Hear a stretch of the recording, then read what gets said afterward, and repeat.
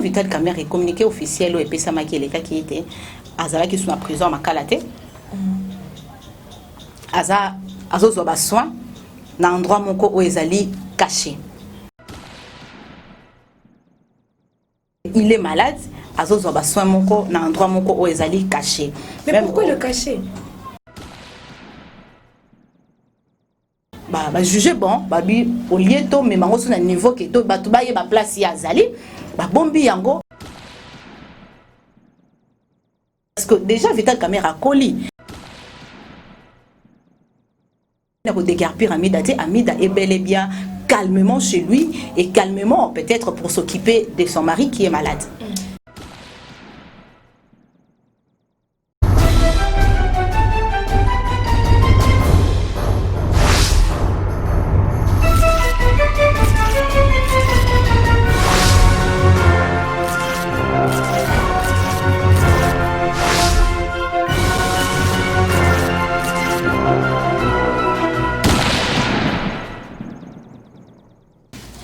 Mesdames et messieurs, bonjour et bienvenue. Ça dépend de l'heure à laquelle vous allez nous recevoir. Je tiens avant tout à vous remercier d'avoir porté votre choix sur kleboa.com, votre chaîne d'excellence. Grand merci à vous de commenter, de partager et surtout de ne jamais oublier de liker toutes nos vidéos. Je tiens également à remercier my lady boss Pichou Mangaya, pourquoi pas, à tonton Banda, l'homme invisible de la nation. Et grand merci à celui qui est derrière la caméra, Nantes Tungi Tungi. Grand merci pour les images. Et grand merci à toi, Herman Emporio, garçon stylé. Voilà, mesdames et messieurs, je ne suis pas seule aujourd'hui. Je reçois pour vous une femme, Diane Walembo, encore une fois. C'est avec elle que nous allons dérouler cette émission qui j'ai dit. Bonjour Diane Walembo.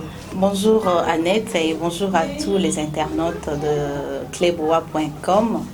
Et j'espère que vous allez bien. C'est la deuxième fois oui, que je passe sur cette chaîne. Ça a été toujours un grand plaisir.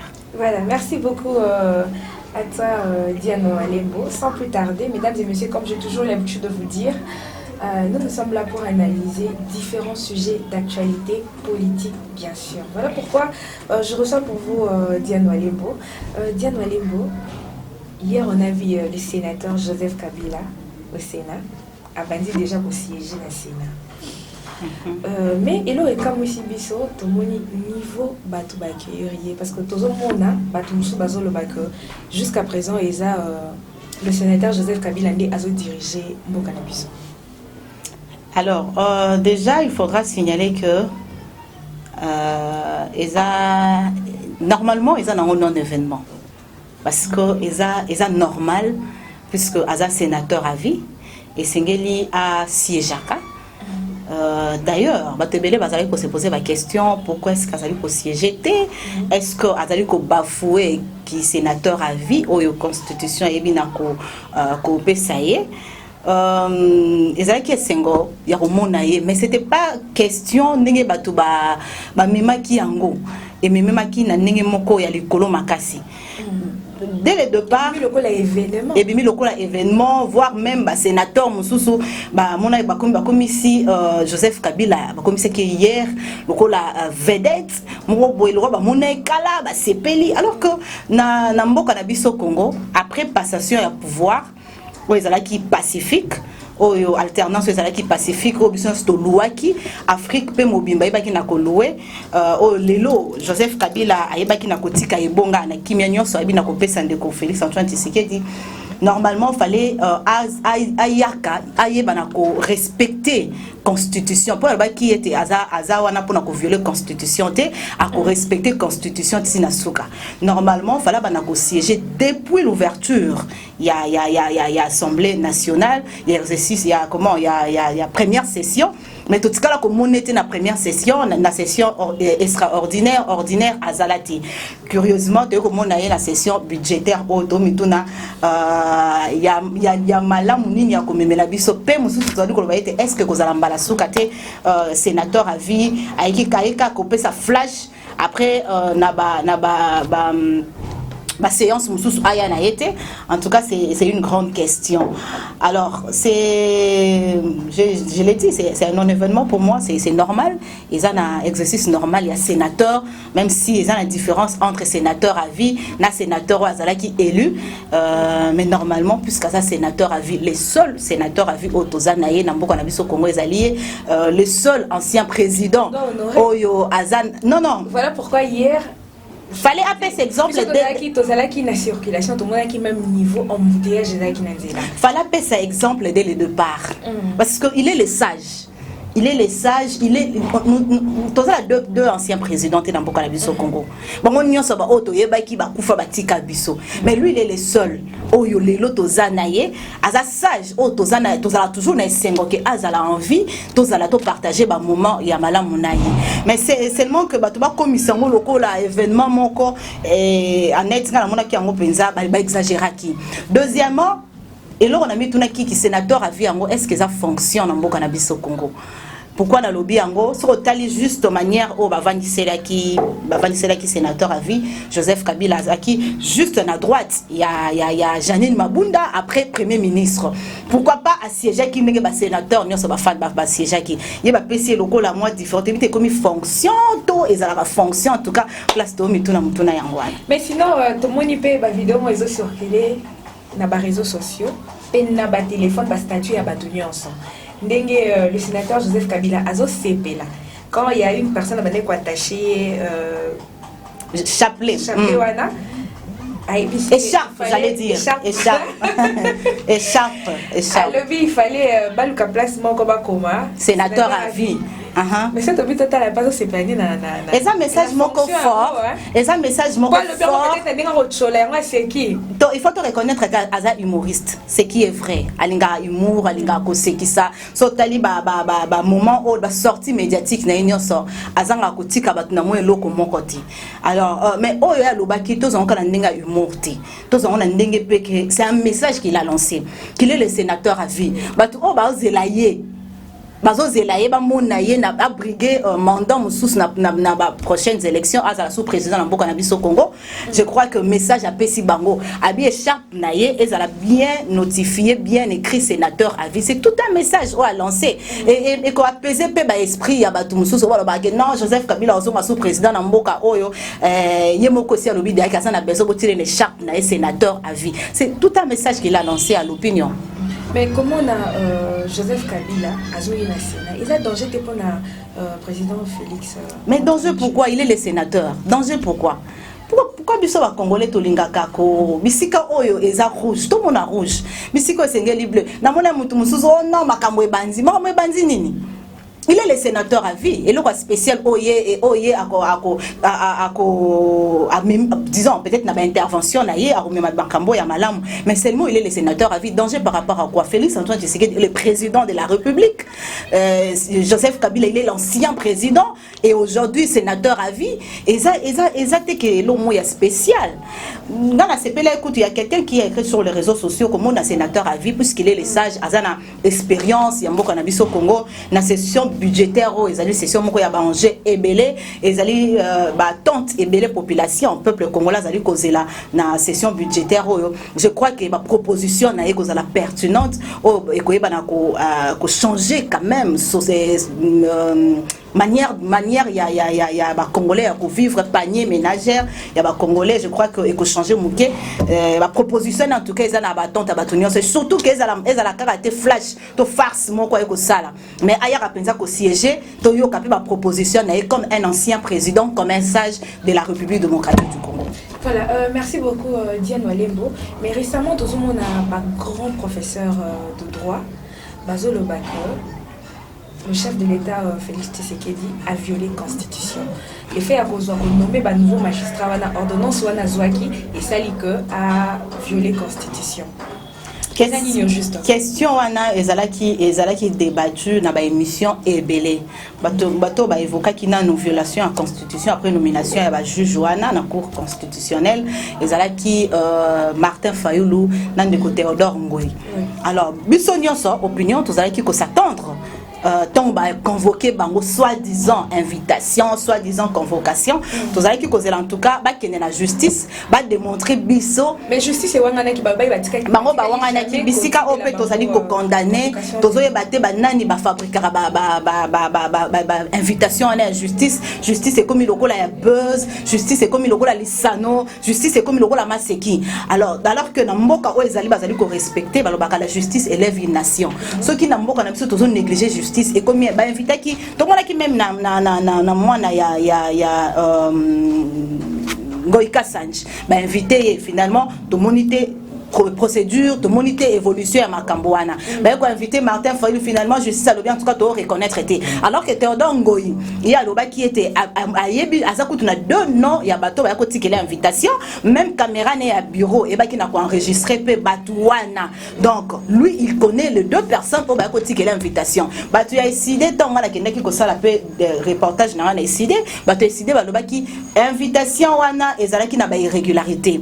Pourquoi? Parce que batindela qui qui na invitation na adresse il y a SID au lieu batia adresse il y a Martin Fayulu le domicile à Martin Fayulu.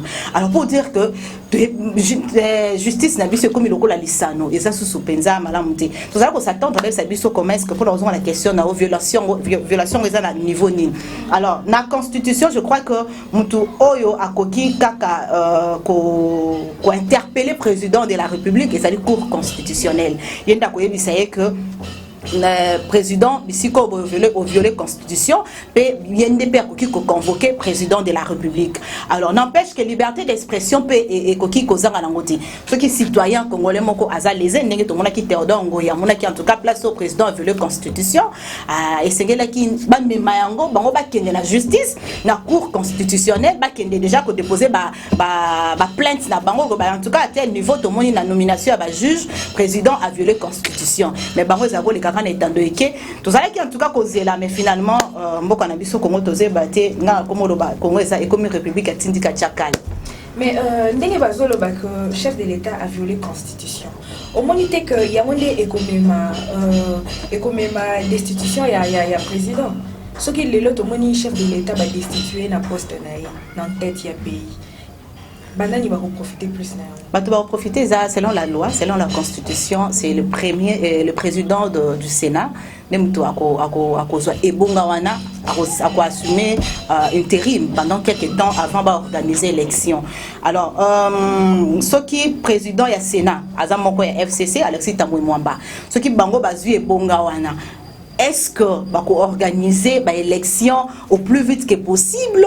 To ba ko linga ko ben na no temps ba pa pesa ba raison que tozala na mosoloté tozala na mbongoté entre temps ba ngonde bazali ko régner les sous na lingi ko confirmer te ko lo ba été présence il y a ndeko Joseph Kabila na Sénat et ça dit pour la destitution il y a président de la République na mon équipe de comme sous on a dit que ça craint pourquoi kaka na moment oyo to mona ki sous Martin Fayulu à s'associer na batu ya FCC des ça là que moi population to bato bande ko chile mutema bande ko mona Martin Fayulu lokola opposant en tout cas na lundi et si comme côté opposition ndé ezwa pouvoir na minute to na ba opposanté bat banda o mona ba opposant o ba congolais peut-être banda o chile mutema ezaki Martin Fayulu sina bato ya FCC.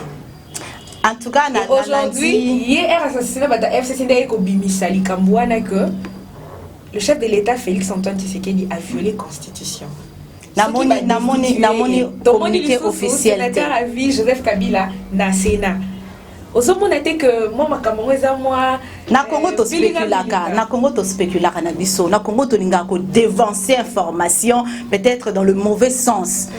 Mais na Kolanda Martin Fayulu azana nous basé na les Camerounais o ya plan ya sortie ya crise oyo ba ayibaki na kopesa ndeko lisanga bonganga mission wana ba meka koluka ndenge ni ya ko sangana pona bango balobi ke mboka ezana crise mais sika moko te na moni communiqué officiel oyo lobi était Martin Fayulu ayibina ko c'est ko sala ko s'allier na batu ya FCC na moni yango te pour preuve même to monaki ndeko en tout cas le nom m'échappe yé ayibaki na koloba ete yé azana Martin Fayulu azana FCC pour na bango bazali ko partager avis à Martin Fayulu parce que président de la République azali allié na bango. Alors je ne saurais pas ici confirmer dire que ndenge Martin Fayulu qui n'a évoqué destitution, il y a président ou bien violation à la constitution et Zali Kokende la même ordre d'idée na présence il y a Joseph Kabila na Sénat na encore confirmer ngoti mais on a kokyo loba awa Sénat comment sénateur à vie et Zali na loi et c'est que oya ya respecter kata on est ko ya ko siéger na parlement et c'est le comment extraordinaire et Zali le comment extraordinaire te auto vana to como robeta to como banga yango. Bon, peut-être que tu vas rebanga ba loba ete mama dire mais yo monite ke ngonga oh pourquoi kaka na session budgétaire oye oh ezali session ezala ba enjeu ebelé mais total en tout cas l'avenir nous dira. Moi je ne saurais pas ici confirmer makambo ezala no bongoté et ça ne sera pas professionnel de ma part mais seulement on a dit que Joseph Kabila y est ko siéger puisque azo respecter constitution ya mboka na biso Congo il est le sénateur à vie azo liambongo ya contribuable congolais bon tant nyonso oya vanda tikala ko siéger te mbongo ezala ki ko bima oya ezala ki. Alors, il faut entraîner, présence n'est quoi entraîner des institutions à président de la République. L'avenir nous dira. Voilà, merci beaucoup Diane Walembo. Mais tout le monde a Mikolo, moi j'ai reçu l'appel ya batebele to bazali bana mboka. Bazo tuna sango ya monsieur Vital Kamerhe. Sokaza wapi. Moi Mikolo que confusion dans ma case. Certaines personnes bazo le que abimi prison. Batumsu balobi azana ba soin na centre Nganda batumsu ba bien sa place moko mais toye bango plus tard. Bon président Vital Kamerhe communiqué officiel au EPSA Makeleka qui était azala qui sont en prison à Makalate azo ba soin na endroit moko o ezali caché. Bah qui n'a réception qui est dans le centre Nganda, au centre HJ, to na Monko les ceux qui peut wapi, bah c'est que il est malade, azo zo ba soin Monko na endroit Monko o ezali caché. Mais même, pourquoi le cacher? Pourquoi le cacher? Vital Kamerhe c'est un président d'un parti politique. C'est un leader, Vital Kamerhe. Tout le monde a la prison centrale à Makala Awa, aux à Kinshasa annexe, au monde qui pendant audience comment est-ce que militants il y a UNC basala qui koya ko envahir prison centrale ya Makala et tout après même procès à première instance audience audience wana qui na condamné Vital Kamerhe pour 20 ans tout le monde qui peut si mabande ko ya UNC basala qui ko sala pe ba marche mususu pour na ko senga libération ya président na bango Vital Kamerhe. Alors ce qui est là ba si biso que Vital Kamerhe azana centre Nganda crainte ezali que bato UNC ba kende susu ko envahir centre Nganda alors que ezali ba bisiko esengeli za la calme ba malade bazali bato bazape na droit ya kozwa soin na bango calmement pourtant ba militant ba yaka ba yembaka ba yaka na baloyenge ba yaka na mambebele belé alors ba juger bon ba bi au lieu to mais bango sur na niveau que to bato ba yeba place ya zali ba bombi yango pour la préserver état de santé ya bato mosusu ba malade o ba kozala nzinga na ye pe ko préserver pe ye moko pe pourtant mazoyo ka pe ke bato bazali banda ba sa makelele des fois et ko démoraliser des fois ko stresser des fois ko tirer na ba questionnement ebelé et quoi aggraver pe maladie na ye parce que déjà Vital Kamerhe a coli to bataka coli makasi te mais déjà ko ka bato bazali banda bazoyemba a omitu na ba question ebelé je suis ici et les gens veulent me voir et moi je ne peux pas sortir maman ebelé comme ma stress et comme ma et aggraver ce maladie na ye voilà pourquoi ba cacher yango. Mais biso toyebi mundu soki ba condamné ye nde ba condamné ki monsieur Vital Kamerhe à 20 ans de prison. Il faut monter ça la peine mais pour la nina kaya monsieur Vital Kamerhe comme compliqué. Il est toujours prisonnier. A sali combien de fois sali déjà appel pour la liberté provisoire naie et j'ai vu encore une annonce là ce matin que à Sali Lisusu appelle pour la liberté provisoire. Il faut quand même à ça la peine sur 20 ans. En tout cas, moi je n'ai pas suivi cette communication qui a Sali Lisusu deuxième à Sali demande sur la liberté provisoire, mais Vital Kamerhe est toujours prisonnier. Il est toujours prisonnier. Il est prisonnier. Il est toujours prisonnier parce que Azala qui condamné la première instance. Azo ça appel, Azala ce qu'on appelle ndetolo baboye pour na koluka nini il y a des matin midi soir qui est innocent. Azoluka nini yako lakisa na opinion que na peuple congolais innocence naie. Sinon avant pardon excusez-moi mais tous on a nous qui est na moment ya procès à son jour. Un parti civil est proposé qui 20 ans, parce qu'il n'a pas avocat M. Vital Kamerhe va plaider pour la cause. Mais bon, ça là qui a monté. Voilà pourquoi va condamner qui est bon. Tolanda qui veut se procès les cas n'est étendant que Vital Kamerhe a qui n'a pas avocat naé. Partie civile peut bango peut bazalaki ko défendre au bango bamonaki lokola mbeba au Vital Kamerhe a salaki. Yakoloba sous c'est belé zate Annette parce que déjà ba condamné na première instance. Même si se défendre qui parce que bon on peut se défendre qui na manière na bango ba kolando na tando ke ba madame alo ba mamni po biso to se défendre qui mais justice est condamné pour ba condamner Vital Kamerhe injustement pour na ba avocat Kamerhe bon ba qui ba mekaki ko plaider pour na client na bango mais finalement justice congolaise a moni que ba peine yo bazala qui ba accusation ba qui ko porter contre eux allait qui ko peser voilà pourquoi sengela qui va condamner le procès est déjà passé attendons voir na deuxième instance na cour d'appel place Oyazali ce qui cour d'appel a annulé a allégé to a garder 20 ans il a condamné na première instance parce que déjà procès on essaie les qui sont bani ko loba oh ezani ezaki boy et to loba na biso ka pour rien to kozonga sur un niveau anati ata ba avocat ne ba lobi ke on ezaki wana ba salela ki justice te ba salela ki injustice parce que on a déjà les cas qui attendons voir na deuxième instance na appel na place Azali wana ceux qui ba condamner ba ko alléger to ba ko annuler condamnation wana. Voilà, merci beaucoup Diane Wale Boto comme l'habitude déjà rechuté na émission na biso mais la fois passée on a yambaki yo na meka ki moko tu na yo likambo ya dossier à mapango ya madame Amida Chature mais biso totali to moni mutabimi ça ki likambo wana ezalaki sango. Mais na kotala bien biso nyonso toyebi kaza journaliste d'investigation soka bimisi information moko c'est que à 8 ans il y a traité en gros à diffuser. Est-ce qu'il y a encore les câbles de la télévision peut-être abîmer ça carrément comme le Israël Mutombo d'abord c'est un grand frère que je respecte beaucoup. Israël Mutombo a moninga na début nanga. Israël Mutombo na monié pe na début naé avant ka komalelo célèbre nenga zali. C'est quelqu'un qui aime bien son travail et il le fait aussi bien.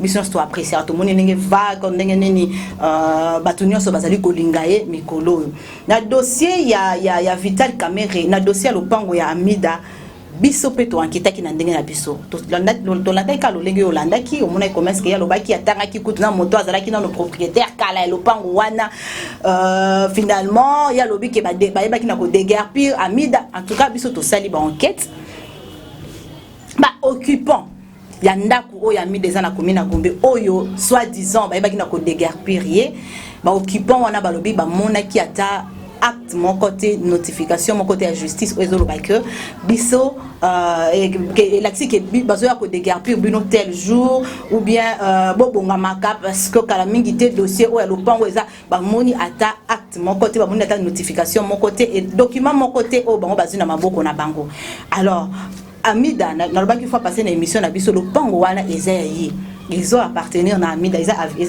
na avenue Uganda na commune Gombe wana mais dire que nenge azalaki koloba en tout cas na ebité ceux qui azwa ki yango wapi na ebité ceux qui azwa ki yango wapi eza penza malamu te toza ba pandi sango moi je ne saurais pas venir critiquer mon frère critiquer quelqu'un que je connais bien, que j'aime bien, na public.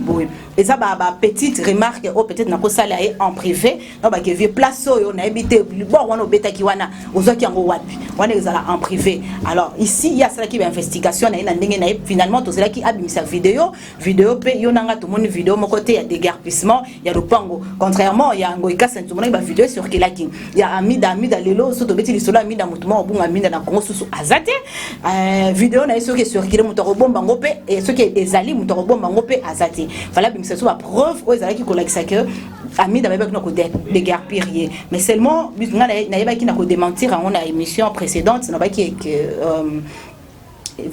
na ko déguerpir Amida est bel et bien calmement chez lui et calmement peut-être pour s'occuper de son mari qui est malade.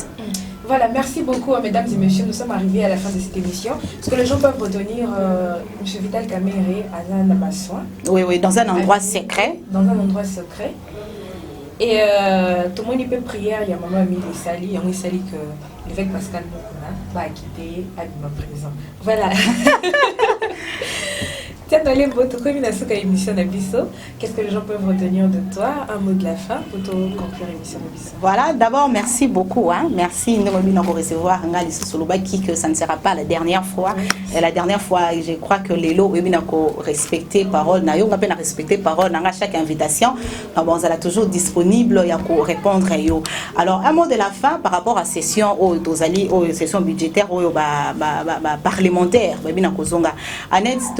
Session ordinaire, extraordinaire, tout le monde qui va en jeu, et qui commence que controverse ezala ki makasi entre bango ba tractation ezala ki makasi ba polémique ezala ki makasi na session précédente mona ki ne bakanga ki Jean-Jacques Mamba ndenge batayi de peste bebe ki na ko envahir parlement ndenge nini makama ezala ki ebele président ya assemblée ya Sénat Goya mama Bijou Goya makama ezala ki ebele ba loi oyo ya minaku na sakata ezala ki ebele. Je crois que na session budgétaire oyo et ça session monde de beza ya ba enjeu peut-être session mo ezali dangereuse. Oui, c'est va traiter la question aux populations azali au s'attendre nango question inseni to ba commerce évolution il y a désignation à président inseni koleka loi sakata mina ko to mona da président ba ki ba ko faire passer en côté mamboleza ebele surtout question budgétaire loi des finances pour 2021 où il faut changer pe panier ménager ya ba congolais parce que kolia na biso lelo comment la passe li pa boyebi li pese mata